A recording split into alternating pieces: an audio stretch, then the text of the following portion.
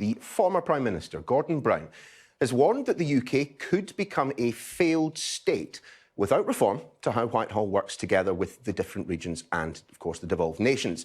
It comes as polls are now consistently showing enthusiasm for Scottish independence, while support is also growing in both Northern Ireland and Wales. Pleased to say the former Prime Minister, Mr Brown, joins us on the programme. Very good morning to you on what looks to be an absolutely stunning day in North Queensferry, in fact. It was an interesting article. Sunrise, very cold. It's good. Well, we won't keep you desperately long then. We won't keep you outside for too long. Explain the thesis which you had published at the weekend, that the United Kingdom could at some point in the not too distant future be a failed state if we don't sort out the union.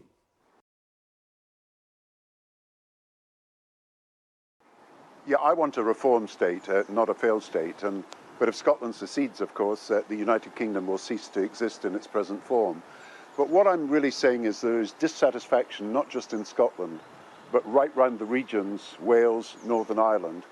People don't feel that over the virus, over the lockdowns, over the quarantines, over the business support, people in the regions don't feel they've been properly consulted or listened to. There's been very little coordination between the centre and the regions and nations. And I think people are pretty fed up. I think they feel that they're treated in many ways as second-class citizens, and something's got to be done about it. And therefore trust is breaking down in Boris Johnson. And I think what we need is a review of the whole of the United Kingdom to look at what we have learned from this virus is working, after the virus is over, of course, and what is not working, and how we can repair relations between all the different parts of the United Kingdom and have a more inclusive United Kingdom in future. There are massive inequalities between the regions. They've got to be addressed. The government admits it when they talk about levelling up. But that will need new powers of economic initiative in Manchester, Liverpool, Newcastle, Bristol and so on. And I think we've got to consider this as well as considering the future of Scotland and Wales. Is it as simple then as saying more devolution to save the union?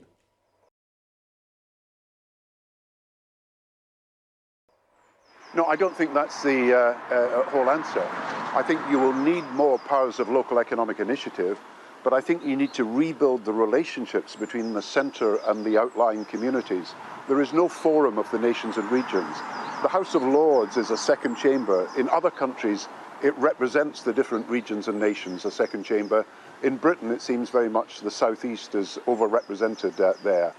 And we really have not put the case for the benefits of cooperation. You know, you've got a UK pension, UK healthcare, you've got UK armed forces. We've got to show that what we provide as a United Kingdom is to the benefit of all parts of the United Kingdom. And I don't think the government is doing that at the moment. Given that we're both possessed of the accent, let's focus on Scotland just for a second, Mr Brown. Isn't it it's also Burns night. Yeah, exactly. Well, hold tight for a question on Mr Burns in a little second. But isn't it possible? Isn't it possible that we have missed the boat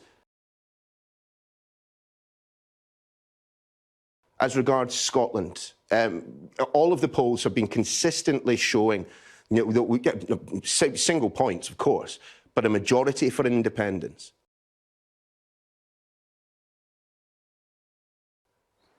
Yeah, it's not surprising there's dissatisfaction at the moment. It's everywhere in the United Kingdom. But if the polls are saying 50% or more for independence, they also say that 75 to 80% of Scots want more cooperation with the rest of the United Kingdom. More than 60% believe there are shared values, things that we hold in common that we should build on. So it's not a cut and dried case here. I think patriotism is about the love of your country, and I think all of us are patriots. Nationalism is about us versus them. This is what George Orwell said. It's about creating enemies, often where they none exist. And I think nationalism, in the Scottish National Party's view, is us, the Scots, versus the British, or the rest of Britain. And that's really not the way that we can actually build for the future in an interdependent world. where over the vaccination, over testing, over the economic recovery and the furlough scheme, we have cooperation between the different parts of the United Kingdom and not just everybody going on their own way.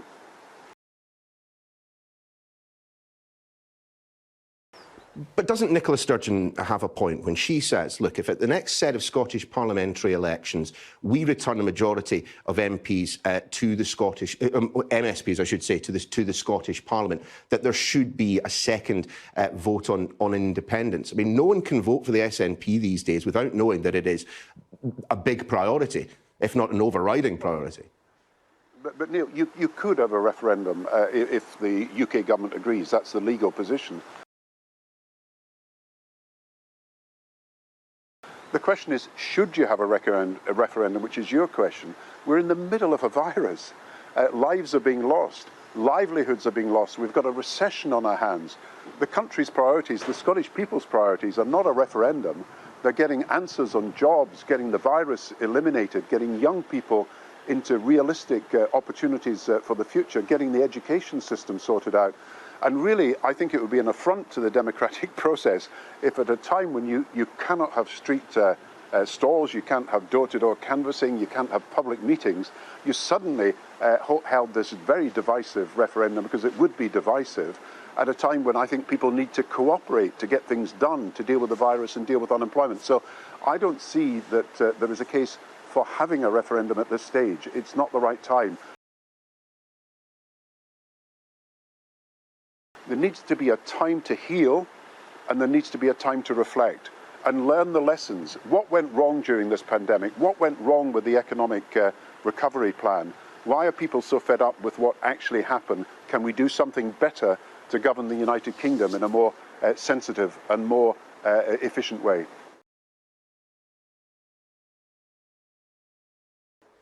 Sure, but there are plenty of people north of Gretna Green who think back to 2014 and feel that they were, slightly sold a pup. I mean, you back during the referendum campaign said, look, if Scotland votes no, within a year, maybe 2 years, we'll be as close to a federal status as possible.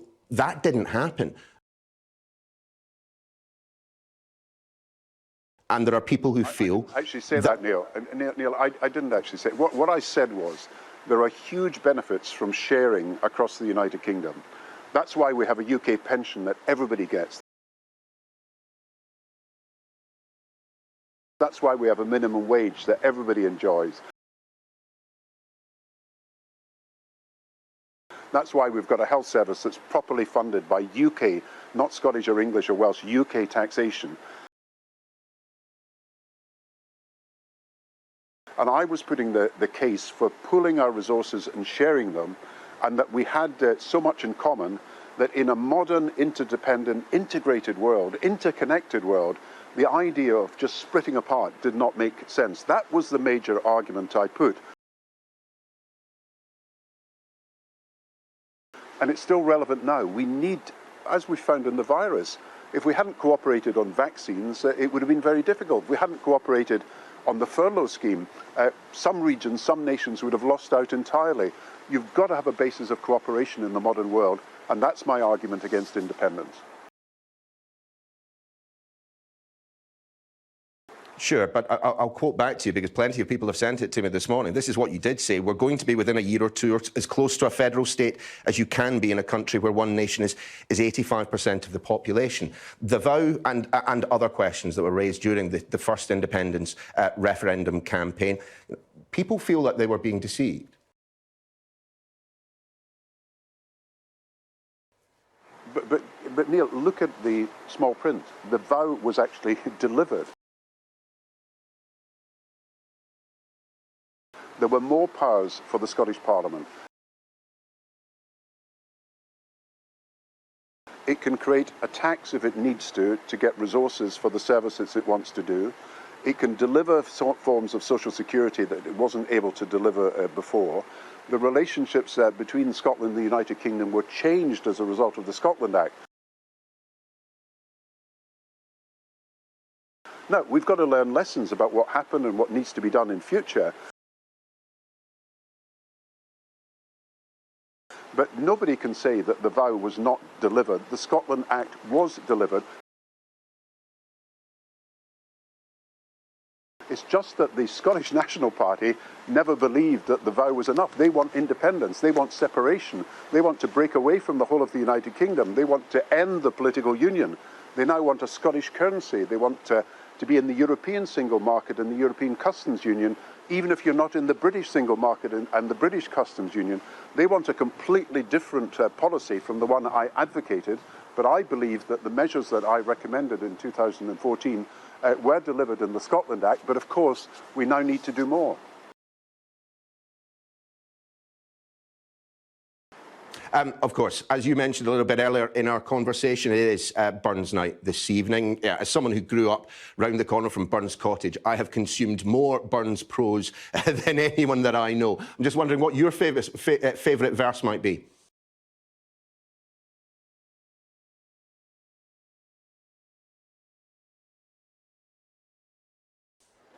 Well, there are so many. There are his love songs, and of course he knew a lot about that because of his personal relationships. But there's also what he said about internationalism. Burns was a great internationalist.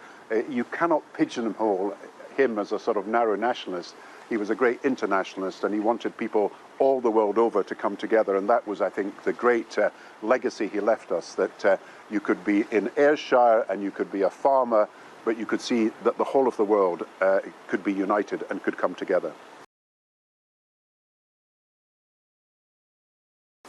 Man's a man for all that. Gordon Brown, great to have you on the programme this morning. Exactly. Thank you, Neil.